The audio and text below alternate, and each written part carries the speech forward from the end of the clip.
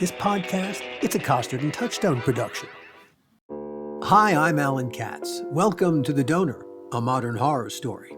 This is episode 2. When we left off, my friend Hal, having donated sperm anonymously in the mid-1980s, only to lose that veil of anonymity when he sent his DNA into 23andMe looking for his health genes, was facing the emotional ire of Miles's birth father. Miles was the first of Hal's donor kids to sign on to 23andMe.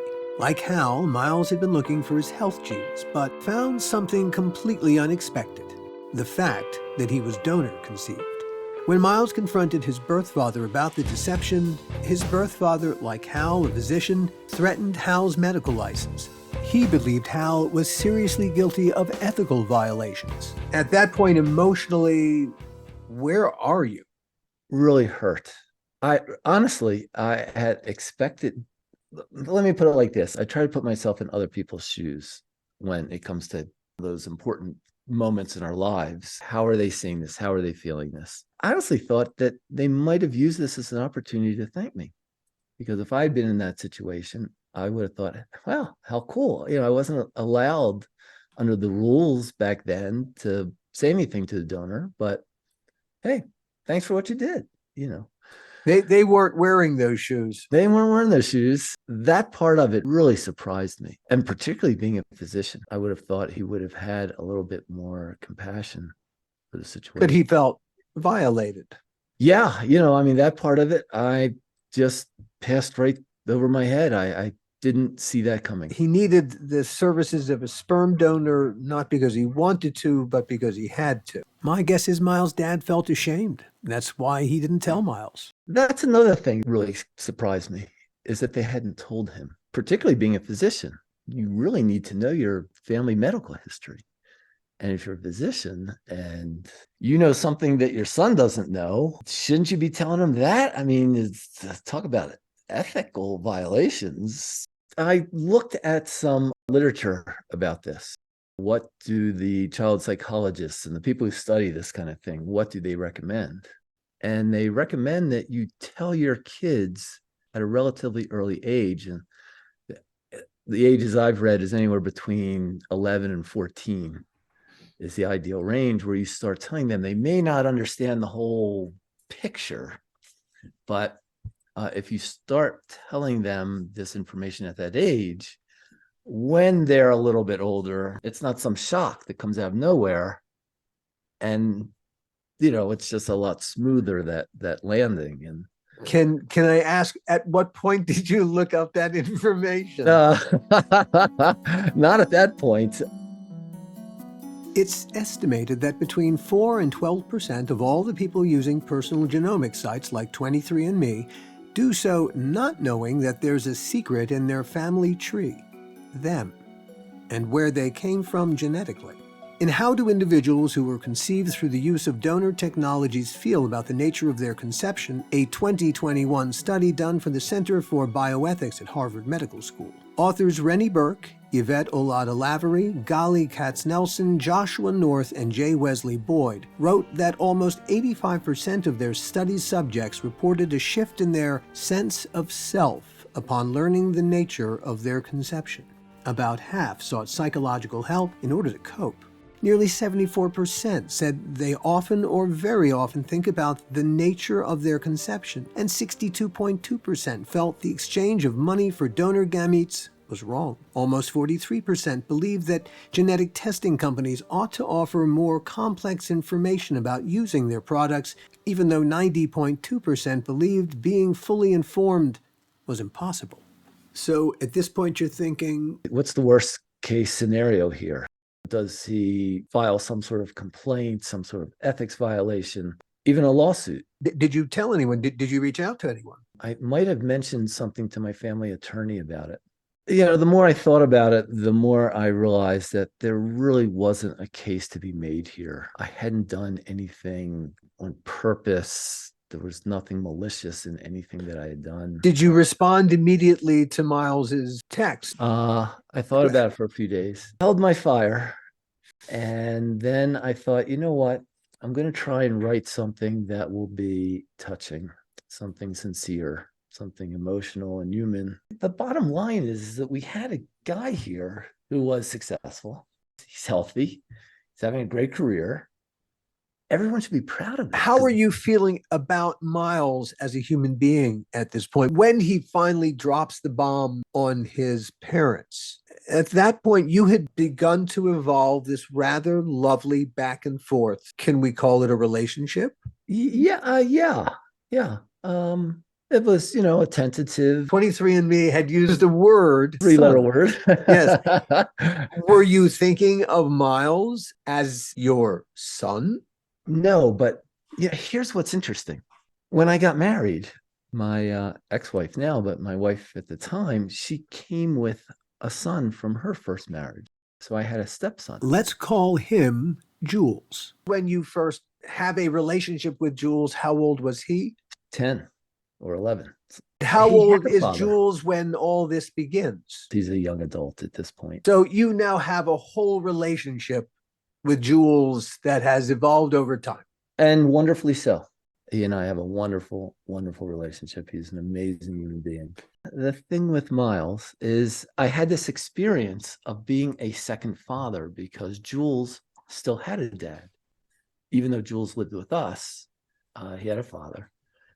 So I was like a supplemental father, so to speak.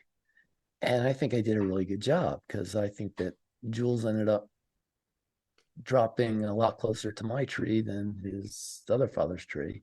What did Jules call you? He just called me Hal. It's not like he ever called me Dad, but he treated me like Dad. Those teenage years are difficult. I know he's going through a lot and he's trying to adjust to a whole different world, different groups of people that he's interacting with. So you had the experience of raising a son from adolescence to young adulthood. Yeah. When I started thinking about Miles, part of me was thinking, well, there's nothing wrong with having two father figures in someone's life, if that's what he's looking for. But at this point, you are not feeling anything like a father to Miles. No. In no way, shape, or form. No. I'm just thinking there are some life experiences that I've gone through that I can impart to him. Now, here's something you have to remember. All of this emotional psychodrama is happening without any of the players actually meeting each other. Though Hal and Miles did exchange cell phone numbers, and though they talked about talking on the phone, they never did. All communication between Hal and Miles took place entirely between their ears and their fingertips. Do you suppose if you had ever met him face to face, that would have changed that equation, the emotional equation? I've thought about that a lot myself, actually. When you meet someone in person, face to face, it changes the dynamics a bit. And I think most people can identify with that. With the online dating apps and such, you can message each other till kingdom come. And until you meet someone, you really just don't know. Had we met face to face, things might have turned out a little differently between us. Without meeting someone in person, there's a certain limitation as to what kind of relationship you can have. By not meeting Miles, I think it's certainly handcuffed. You regret not meeting him in person? Yeah, for sure. You had made blue sky plans to meet Miles in person. He had mentioned at some point wanting to get together. Before telling his parents. Yes. And so in that blue sky moment, his aspiration was the same as yours, that everyone would suddenly go, wow, hey, isn't this cool and isn't this neat? We all got together to make me, if you come at it from Miles' perspective. Right.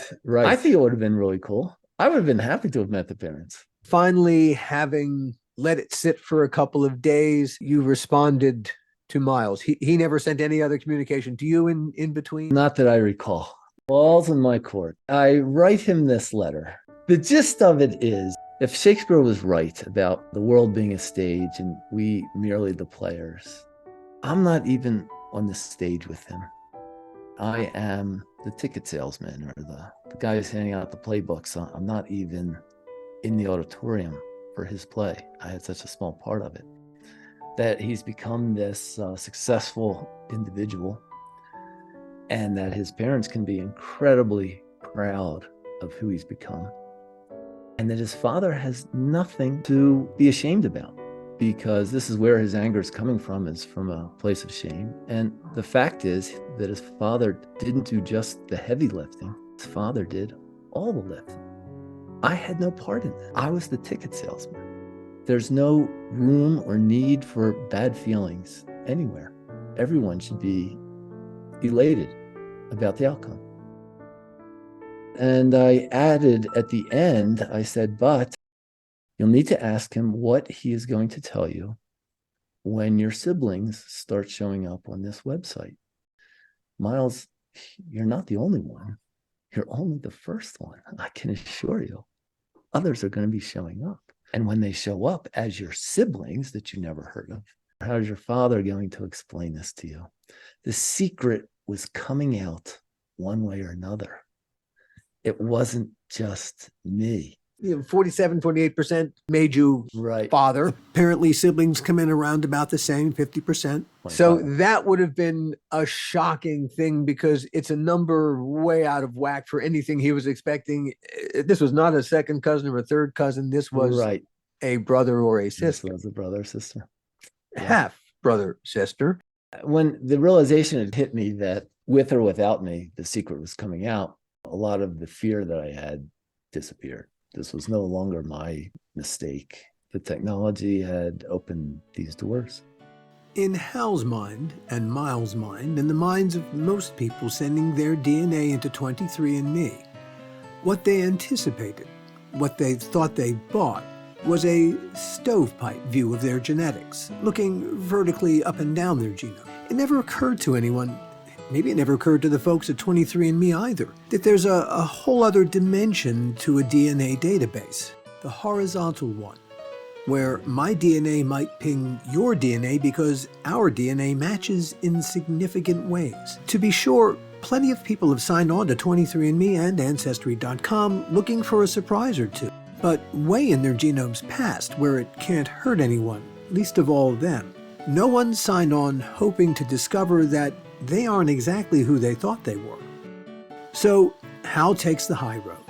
He sends a kind of peace offering to Miles, a way to smooth everyone's ruffled feathers.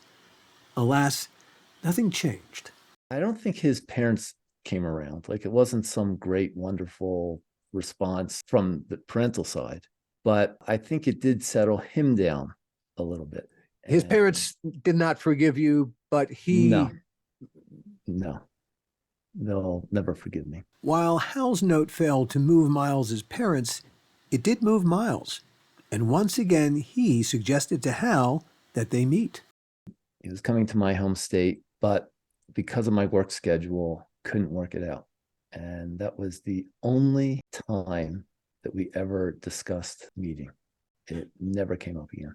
I think at the time, while the iron was hot, we were both looking forward to meeting. For whatever reason, I don't know. And I can only surmise that the guilt he was feeling because his parents were so upset that he didn't really pursue another opportunity to meet. That would be my guess. Because after that, I didn't really hear from him very much. He stops communicating, you stopped communicating? It's not that we totally stopped, it just got further apart, the communications. The excitement died down pretty quickly. And knowing that his parents were upset with me, I wasn't really excited about, trying to pursue anything. At this point, you've had one experience with one donor kid, and there are others out there. You're just waiting for the other shoe to drop.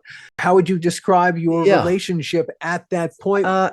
At that point, it kind of just settled down into this murky, distant friendship. And I was happy with that. It's the way it was supposed to be. And no disappointment No, because there was nothing that was cut off. It was like open-ended. I imagined at some point, if we had wanted to pursue it or make it something more than it was, that opportunity was still there. No bridges had been burned or anything like that. It was just laying dormant. At some point, you get another one of those emails from 23andMe. So that was a few months later, actually. And I'm sitting at a conference at a lecture, bored out of my mind. And the room's dark because, they have slides up on the wall. And it's something that I don't really do in my line of work. And I checked my emails, and sure enough, there's an email that says, you have a message from a relative. And, I go to the website. Now you're sitting in a conference and you see that. What's the first emotion that hits you? At this point, I'm just hoping that the person's not angry with me. Part of me felt dread. Part of me felt excitement. Part of me was concerned, was this someone else whose parents had never told them? Was this going to be some shocking revelation? Was this someone who knew, a lot of, interesting, possibilities. The Miles experience had prepared you. I had learned a little bit. Because when they got that email, you have a relative, they weren't expecting anything like that either. Unless they had been told. So with a bit of apprehension, I looked for his message on the website. I get a message from a guy by the name of Sonny. And of course, he's roughly the same age as Miles. His message is kind of odd. Hey, Hal, I did this 23andMe thing for my health genes, and I noticed that you and I have a lot of DNA in common. And I'm wondering, do you know any of my grandparents? And he went on to list his 4 grandparents' names. Now, what's interesting is that one of the 4, the last name, actually matches the last name of one of my grandparents. But the first name didn't. And so at first I was a little bit confused. Like at this point, I had not looked at the DNA match number, at how much DNA we had in common. I was just reading his message and I saw these 4 names, and one of them, the last name was the same last name as one of my grandparents. I didn't recognize the first name. So I wrote him a note to my mom and said, hey, do you know so-and-so? Because his last name is the same last name as you and your mom. And she wrote me back. She said, no, I don't know that. I don't recognize that first name at all. did you tell your mom why you were asking this question? No, I didn't. You were just playing Jewish geography? Yeah. My mom said, no, I don't really recognize any of these. And at that point, I said, I better check the DNA here. And sure enough, he had roughly 50% of my DNA. At that point, I realized his parents had not told him. Now I have the experience that I've taken from Miles. Yeah, I have the same dread, like, how are the parents going to react kind of thing. But at this point, I'm not worried about me giving away a secret, because now with both Miles and with Sonny on the website, clearly the secret was coming out even without me. So I don't have to worry about that anymore. But I know that there's going to be an emotional component to this that's going to hit Sonny over the head, because he's about to find out that I'm his DNA dad. And he doesn't know this yet. We focused earlier on Miles's dad and how this news upset him, the person who needed to use a sperm donor and then kept it a secret. We haven't asked yet how Miles or Sonny felt about this. As much as I'd love to speak with them and ask them directly how they felt, I can't. Fortunately, there is a growing community of donor-conceived people, and they're very good at articulating what Miles and Sonny and the rest of Hal's donor-conceived children experienced. Now, some of the donor-conceived community knew they were donor-conceived early on. They're the lucky ones. At wearedonorconceived.com, one of several sites dedicated to the donor-conceived community, a poll from 2020 asked community members how they described their experience being donor-conceived. Respondents who learned they were donor-conceived before age 3 were significantly more likely to categorize their overall experience as positive compared to those who found out after age 3. Turns out, the older people are when they learn the truth, the harder that truth hits them. Here are a few more statistics. Among all donor-conceived people, 71% agreed with the statement, "The method of my conception sometimes causes me to feel distressed, angry, or sad." And nearly half, 47%, said they sometimes feel sad, disappointed, or angry that their parents chose to create them using a donor. 86% agree that the identity of my donor is information that belongs to me. 77% agree that my donor is half of who I am. Creating a Family is a national nonprofit dedicated to adoption and foster care education and support. They also embrace the donor-conceived community. A lot of their issues are very similar. On Creating a Family's podcast, founder Dawn Davenport interviewed a young woman named Stephanie who recently learned that she was donor-conceived. Part of the shock of it was learning that I had been essentially lied to all of my life. I had to deal with that at the same time as learning that my dad was not my biological father, and that was incredibly devastating. I think I spent the first 6 weeks mourning that loss, that loss of biological connection that I thought that I had.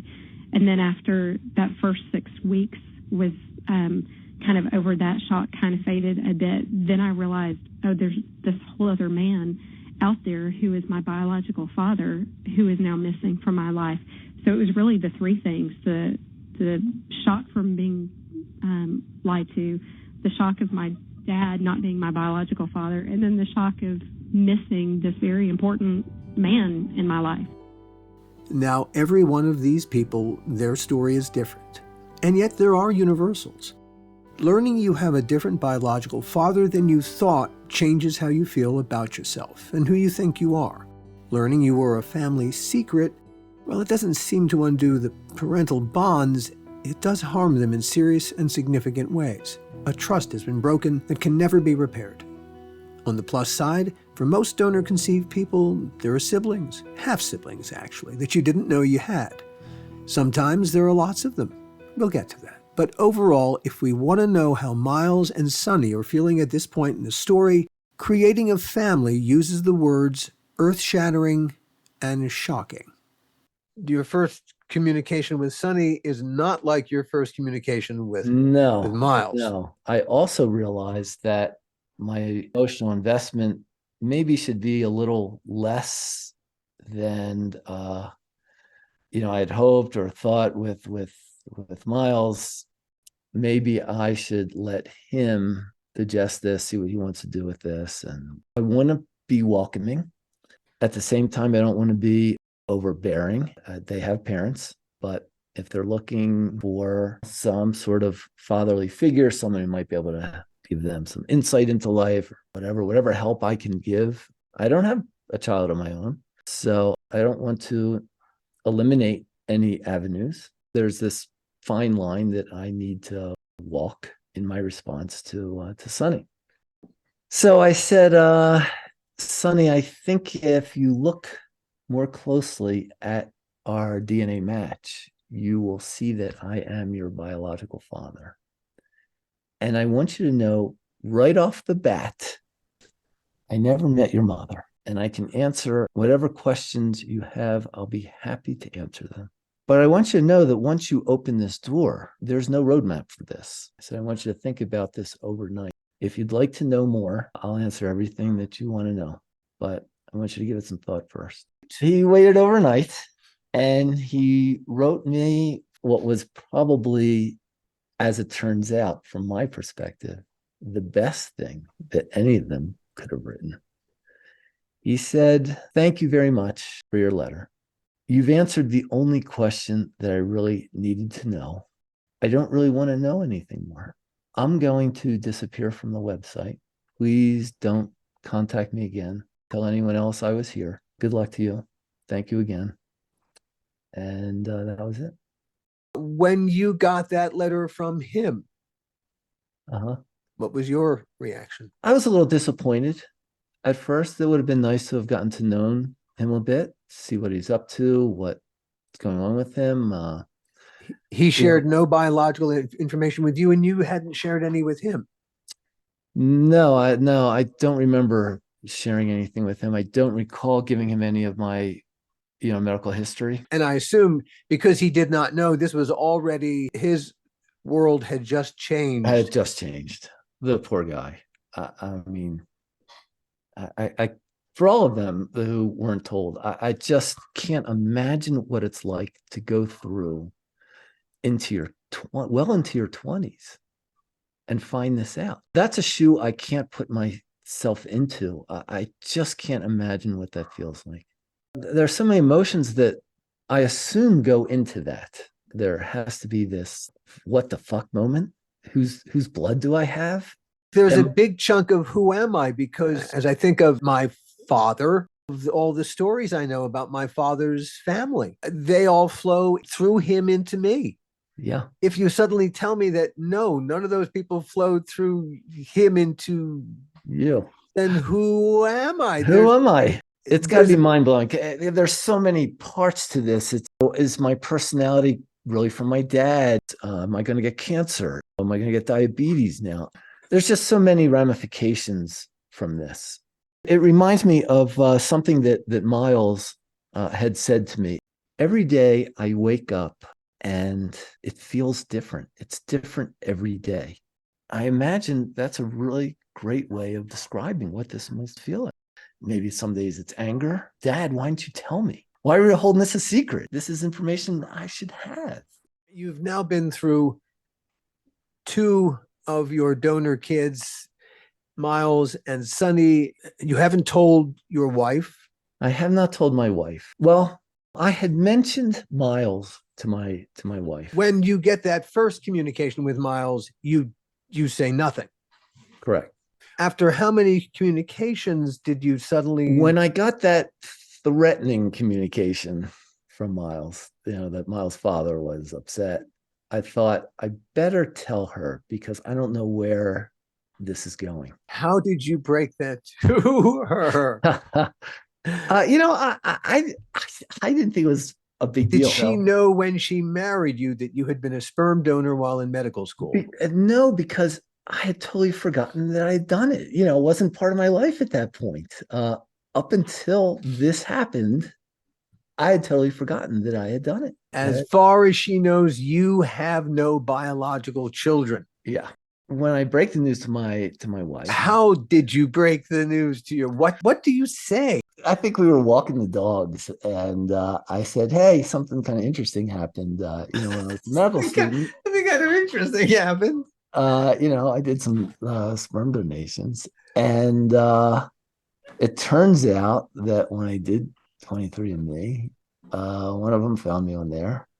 And, I've got this DNA son out there, and his name is Miles. And how did she react to each piece of the information? So, all right. So you led with, oh, by the way, I donated sperm when I was a medical school student. That was the first thing. That was what you led with? Yeah. How did she respond to, I donated sperm? No problem. Didn't involve her yet. So that part of the conversation was fine. I made some extra money and brought some lives into the world. Yeah, as soon as I mentioned through 23andMe, one of them had gotten in contact with me, her facial expression changed. And she immediately got very, very upset. And I didn't understand where that was coming from at that moment. I've never met the guy. I barely know anything about him. Why are you upset? She wanted me to have no further contact with him at all, that I had a son, Jules. She felt threatened. She felt threatened. Why do you suppose she felt threatened? I think she felt threatened because at this point we had no children of her own. And I think that she saw Miles as my son, the child that has my DNA. And for some reason, she thought that was threatening.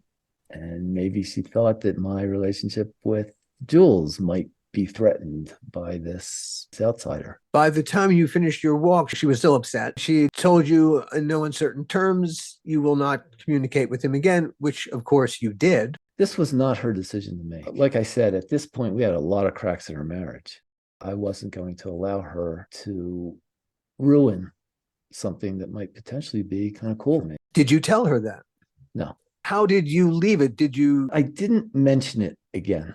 I just let that conversation die, talk about something else. I never brought it up again, and she never brought it up again. Did you ever tell her about any of the other? No. Like I said, I never discussed it with her again.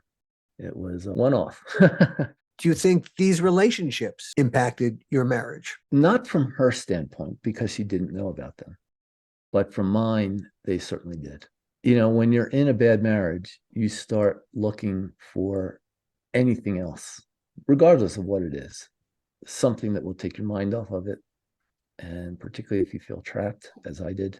Did you ever feel that this other odd family that was suddenly out there in the ether was a more appealing family than the one that you lived with? I don't know if I would go that far at this point. My relationship with Jules has always been incredible. I love that guy to pieces, and I know he loves me. We have a wonderful, wonderful, wonderful relationship. And he knows about these others. I told him that I have other sons, as it turns out, and he'd even be open to meeting them. I think that both Jules and myself kind of saw these others as additive, not subtractive, not as something that would dilute the equation, but might add something to our lives. My ex-wife did not see it that way. She just saw them, I think, as threats to something, maybe threat for my attention, whatever. So you've got 2 up, 2 down. You don't know that Miles is down, but the communication is beginning to peter out. Yeah. I hear from him occasionally. It was actually he who warned me. He said, there's another one coming. It's a daughter. Oh, Miles gave you the heads up even before 23andMe? Yeah. It was something to the effect like, hey, she's planning on contacting you. I didn't see anything in the 23andMe at this point for anyone else. So I could only imagine that this third person had gotten one there anonymously somehow and had seen Miles and had reached out to him first. One of the things 23andMe stresses on its website is that the customer is always in full control of their data. With their DNA relatives tool, that's actually the particular part of their service we're talking about here, all customers must opt in for their DNA to be visible to the rest of 23andMe's DNA database. Once a 23andMe customer opts into the relatives tool, they control the level of connectedness with both known and unknown close and distant relatives. The customer, like Beka here, controls what information gets shared and with whom. And they can opt out at any time. But the way it works now is you get a monthly, check out your new DNA relatives. It's a once a month thing that turns up. I don't check it. Usually it's, fifth cousins, fourth cousins, second cousin. It's people I've never heard of. I don't even listen to those or care for those messages. It may have been like that, in which case I would not have been paying attention anyway. So it's very possible she showed up. Maybe the 23andMe sent out one of those monthly messages, but in between those monthly messages, she must have reached out to Miles. Any idea what the communication was between Beka and Miles as she reached out to him? Part of it was, she was excited to meet Miles, obviously. What she did say to me in her subsequent communications was that she had reached out to Miles to find out something about me, to see if it was safe to contact me. What did she mean by safe? No idea. Did that feel different knowing that there was a female child? Absolutely. Absolutely. It felt very different. I had never had a daughter or a sister. This was huge. It was exciting. It was really exciting. I've grown up with guys and, my best friends are guys. And, suddenly here's this girl. I have absolutely no idea what to expect. That, it turns out, is an understatement. What happened between Beka and I has to be described as the most bizarre Twilight Zone, Tales of the Crypt, screwed up, incredible, unexplainable shit show experience that I've ever had. Do you get the feeling things didn't turn out well? They didn't. That's the next episode of The Donor, a modern horror story. We'll see you next time. The Donor is a Costard and Touchstone production.